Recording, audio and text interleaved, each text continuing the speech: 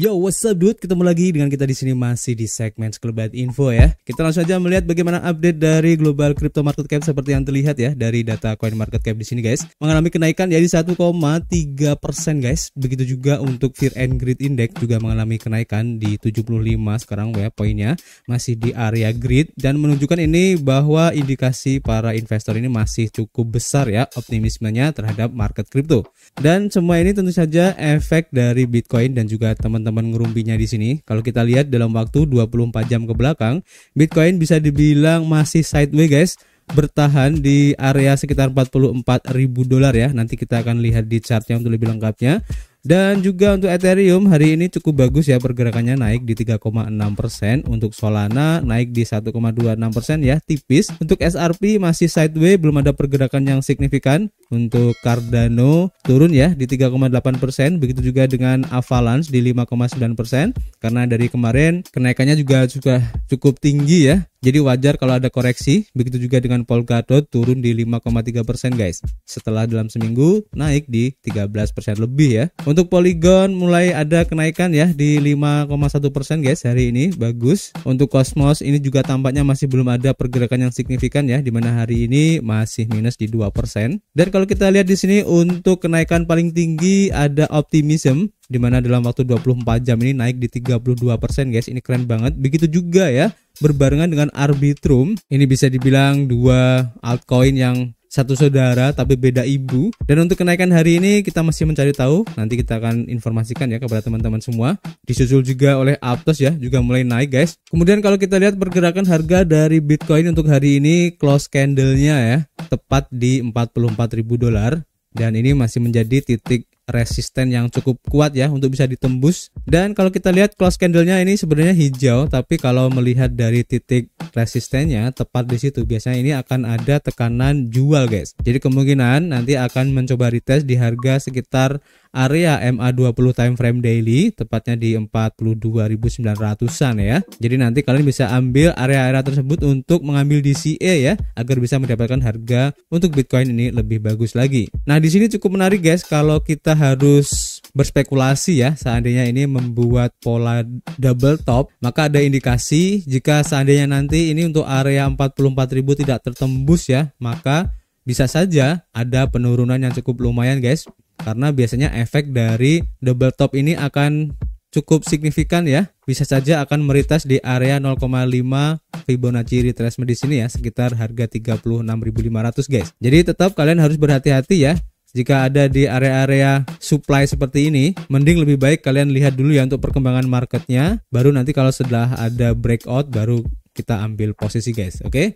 Jadi untuk sementara kita pantau dulu ya untuk pergerakan harga Bitcoin ini. Jadi kalian tetap stay tune aja di sini guys. Guys, kalian apakah udah tahu ada game baru yang cukup unik yang bernama Meme Combat, dimana nanti di game ini kalian bisa melakukan taruhan, betting, bisa staking juga. Kalian juga bisa memainkan gamenya dan kalian bisa mendapatkan reward guys. Menarik kan? Jadi Meme Combat ini adalah platform permainan baru yang inovatif yang dirancang untuk para penggemar game guys. Di dalamnya nanti kalian bisa melakukan taruhan aktif ya. Dalam hal ini adalah betting hingga staking pasif ya. Jadi kalian tinggal menghold token kalian maka akan mendapatkan reward. Ini menarik. Dimana sekarang sedang ada pre-sale ya. Dan sebelum kita membahas pre-sale-nya, kita bahas dulu tentang projectnya ini guys. Dimana game Meme Combat ini mempunyai token natifnya sendiri ya, dengan kode MK. Dan para pemain nanti bisa membeli token tersebut dan bisa bertaruh pada pertarungan meme yang menarik guys, yang bertujuan untuk memenangkan lebih banyak token dan hadiah lainnya. Jadi nanti kemungkinan untuk gamenya ini untuk karakternya merupakan karakter dari token-token meme yang terkenal ya. Ada Floki Inu, Shiba Inu, ada Pepe juga ya, Wojak dan lain-lain guys. Dimana nanti di dalam game tersebut para karakter meme ini akan saling bertarung guys. Dan untuk musim pertama ini mereka menyediakan ada 11 karakter meme yang akan memperjuangkan posisi pertama ya, dan kemungkinan nanti pasti ada musim-musim berikutnya guys. Kemudian untuk tokenomics dari token MK itu sendiri ya, kalau kita lihat di sini guys, kita lihat aja langsung di white papernya untuk lebih jelas, dimana total untuk supply-nya ada 120 juta token ya, dimana setengahnya atau 50% sekitar 60 juta tokennya ini akan dialokasikan untuk pre-sale guys. Kemudian untuk 30% ya atau sekitar 30,6 juta token akan dialokasikan pada staking dan juga battle rewards-nya. Kemudian untuk 10% atau sekitar 10,2 juta token ini akan menjadi liquidity di Decentral Exchange. Selanjutnya di 10% atau sekitar 10,2 token lagi akan masuk ke community rewards. Untuk lebih jelasnya ya dari rincian tokenomicsnya kalian bisa cek sendiri di white papernya. Kemudian selanjutnya untuk roadmap dari meme combat ini guys, kalau kita lihat ya, sekarang sudah masuk di peluncuran platform di akhir kuartal ketiga 2023 ya, dan menjelang masuk di musim pertama guys. Ini setelah peluncuran dari gamenya, tapi belum meluncur ya. Untuk lebih jelas dari rincian roadmap dari setiap fasenya, kalian bisa cek juga di white papernya guys. Di sini sudah dijelasin ya secara rinci. Kemudian selanjutnya di sini untuk tim dari project meme combat ini, ada Matt Whitman sebagai pemimpin project, ada Kai sebagai front devnya, Karim sebagai blockchain devnya, Adrian untuk konten dan operasi, dan ada Stuart untuk ahli teknologinya guys. Dan di sini bisa dibilang anonim ya, karena di sini tidak memperlihatkan orang-orangnya, jadi kurang docs. Tapi hal semacam ini wajar-wajar aja guys, karena project-project semacam ini juga jarang yang menunjukkan wajah dari tim pengembangnya guys. Kemudian selanjutnya untuk auditnya, untuk project dari meme combat ini sudah diaudit oleh CoinSalt, dan kalau kita lihat di sini ya, dilakukan pada Oktober tanggal 11 2023 ini, jadi masih baru guys. Untuk smart contractnya ini kalian bisa cek, dan untuk temuannya di sini ada 2 ya, untuk low risk tapi tidak terlalu signifikan guys. Dan secara keseluruhan kalau kita lihat di sini tampaknya bagus ya. Tidak ada temuan yang signifikan, semuanya oke. Untuk lebih detailnya nanti kalian bisa cek sendiri di paper auditnya guys. Selanjutnya ya, yang menarik di sini guys, untuk penjualan presale dari tokennya ini masih berlangsung sekitar 6 hari ke depan ya. Tapi kalau kalian lihat di white papernya ya, untuk presale-nya di sini ada beberapa stake, dan kalau kita lihat di sini setiap stake-nya ini 7 hari ya berlangsungnya, dimana sekarang sudah mencapai di harga 0,257. Kalau kita lihat di awal tadi ya, di sini harganya 0,257, artinya sudah sampai ke stake 8 dan ada 2 stake lagi guys untuk target presale-nya guys. Jadi kalau kalian tertarik dengan project ini tapi kalian masih menunda-nunda, maka nanti harganya akan naik lagi di stake berikutnya. Untuk lebih jelasnya nanti kalian bisa cek sendiri di white paper ya. Jika kalian tertarik ya untuk berinvestasi di project atau token MK ini, seperti biasa kita sampaikan ya bahwa di sini kita bukanlah financial advice. Jadi kalian harus melakukan riset mandiri dan tetap gunakan money management yang bagus dan gunakan uang dingin guys. Dan untuk presale-nya di sini kalian bisa menggunakan Ethereum ataupun USDT dan juga bisa menggunakan BNB guys. Jadi ada beberapa koin kripto yang bisa kalian gunakan untuk membeli presale di sini. Dan sekarang untuk total MK yang sudah di staking sekitar 18,2 juta token, sekitar 75% ya dari alokasinya, serta mendapatkan 216% guys untuk APY-nya guys. Ini keren banget. Dan total hadiah yang sudah dibayarkan ini sekitar 3,5 juta token. Untuk total stakernya sekitar 4.964 staker guys. Cara stakingnya gampang banget. Di sini sudah dijelasin ya untuk gambarannya. Pertama kalian membeli token MK selama presale, kemudian lakukan staking token di meme combat arena, dan yang ketiga kalian bisa bertaruh ya pada pertempuran untuk bettingnya ya, dan yang terakhir kalian bisa memenangkan bersama para juara Anda guys. Untuk lebih jelasnya tentang staking ini kalian bisa cek sendiri di white papernya ya, baik dari staking rulesnya nanti bagaimana, staking dashboard, staking komponen, kemudian untuk earning APY-nya bagaimana perhitungannya, kemudian cara staking token MK,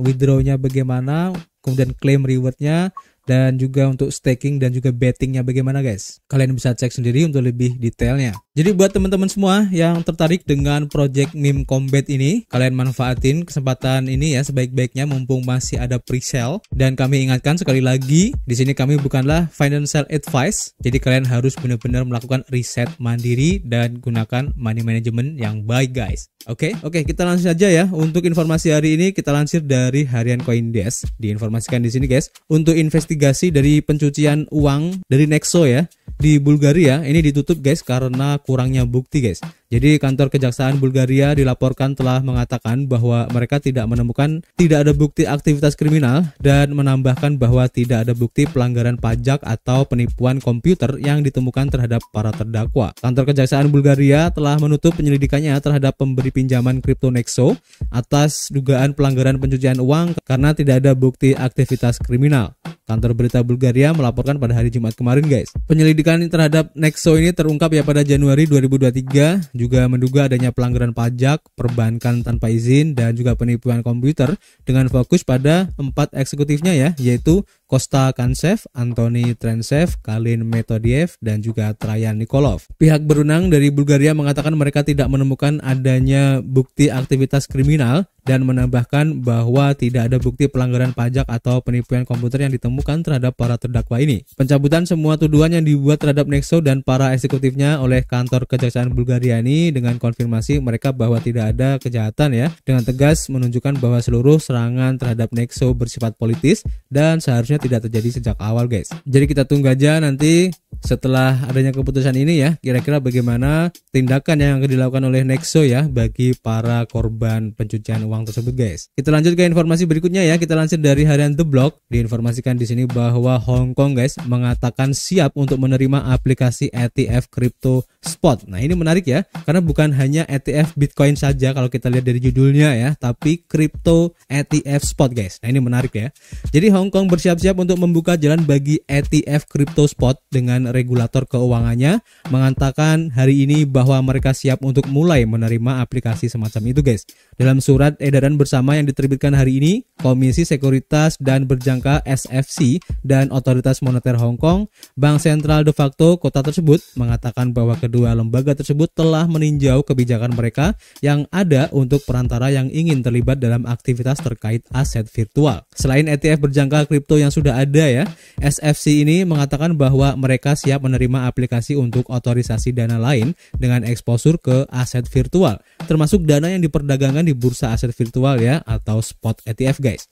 Dalam surat edaran terpisah yang dirilis hari ini, SFC menetapkan persyaratan bagi dana untuk berinvestasi langsung dalam token VA spot yang sama yang dapat diakses oleh publik Hong Kong untuk diperdagangkan di platform perdagangan aset virtual berlisensi SFC atau VATP. SFC mencatat dalam surat edaran tersebut ya bahwa transaksi kripto yang dilakukan oleh ETF tersebut harus dilakukan melalui platform kripto berlisensi SFC atau lembaga keuangan resmi guys. Dalam hal kustodian, SFC mengatakan bahwa wali amanat atau kustodian hanya boleh mendelegasikan fungsi kustodian kripto ke VATP berlisensi SFC atau yang memenuhi standar kustodian kripto yang dikeluarkan oleh HKMA guys.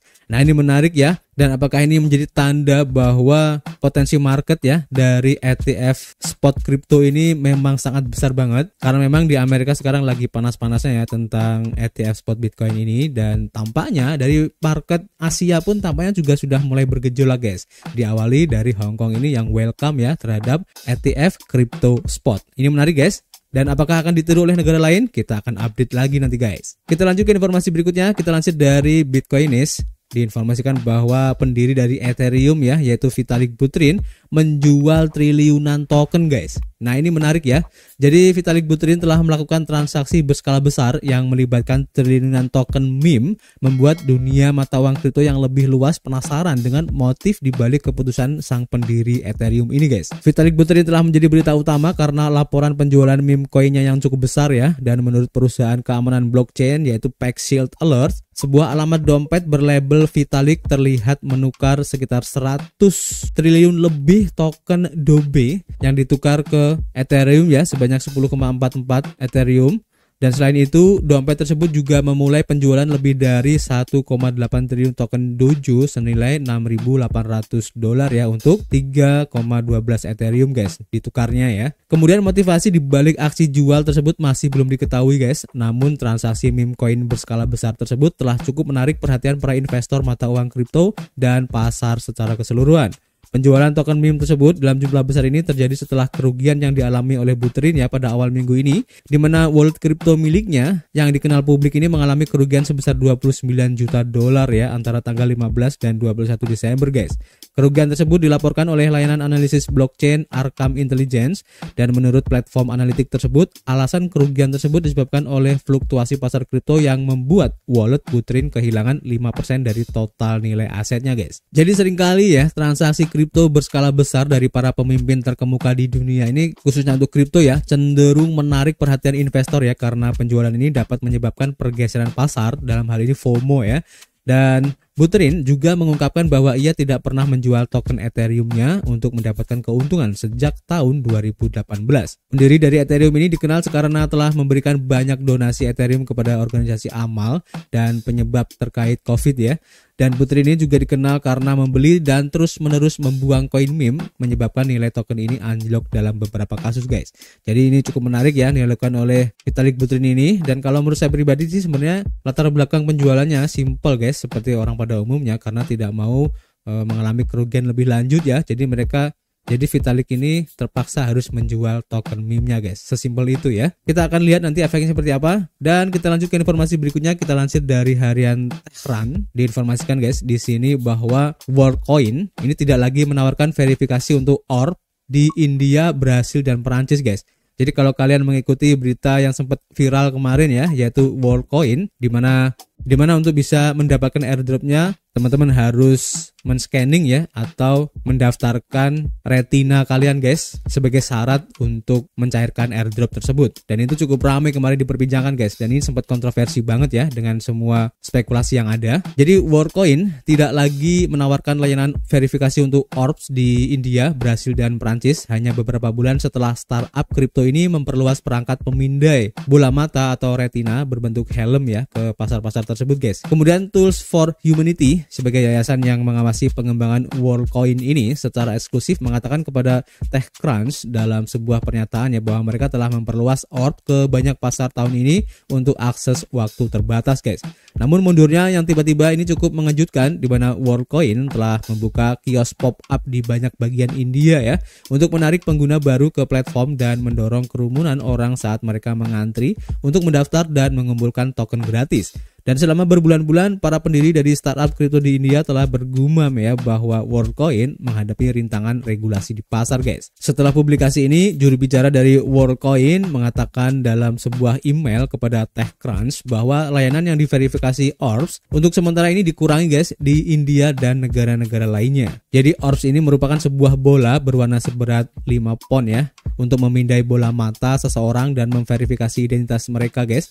Dan sistem verifikasi ini mirip dengan Aadhaar di India yang menggunakan data biometrik untuk memverifikasi identitas warga negara. Worldcoin ini menunjukkan kemiripannya dalam sebuah postingan di X yang sebelumnya bernama Twitter pada Juli 2022 ya. Perusahaan rintisan ini yang telah mengumpulkan sekitar 250 juta dolar ya secara keseluruhan, dan termasuk di dalamnya ada Andreessen Horowitz, Khosla Ventures, dan juga Reid Hoffman di antara para pendukungnya, mengatakan pada saat itu bahwa mereka meluncurkan teknologi identitas serta token secara internasional. Individu dapat mengunduh World App, sebuah perangkat lunak wallet yang kompatibel dengan protokol startup ini, dan mengunjungi Orbs, yaitu perangkat verifikasi pemindaian bola mata berbentuk helm milik startup ya, dan untuk menerima ID dunia mereka guys. Sementara di Brasil dan juga Perancis termasuk di antara pratinjau global dari layanan yang diverifikasi Orbs ini guys, dan Tools for Humanity memulai verifikasi biometriknya di India menjelang tur globalnya. Meskipun Orbs tidak lagi tersedia di beberapa pasar, World App terus merekrut orang-orang di India, dan organisasi ini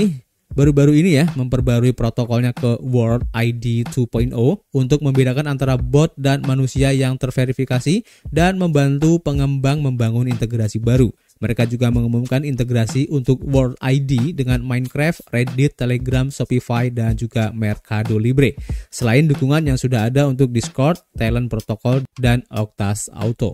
Nah ini menarik ya. Jadi kegunaan dari project Worldcoin ini keren sebenarnya guys. Bisa untuk meminimalisir adanya pemalsuan data ya, ataupun data-data yang double kayak gitu guys. Tapi memang ada juga sedikit kontroversi di mana penyalahgunaan dari data kornea mata atau bola mata ini menjadi isu yang cukup ramai kemarin diperbincangkan ya. Dan mungkin sekarang hype-nya sudah turun ya, tapi masih ada potensi yang cukup besar juga ya untuk World App ataupun Worldcoin ini guys. Jadi kita akan update lagi nanti jika ada yang menarik. Sebenarnya masih ada beberapa informasi yang cukup menarik guys yang bisa kita sampaikan di sini, tapi karena keterbatasan waktu tidak bisa kita bahas di sini guys.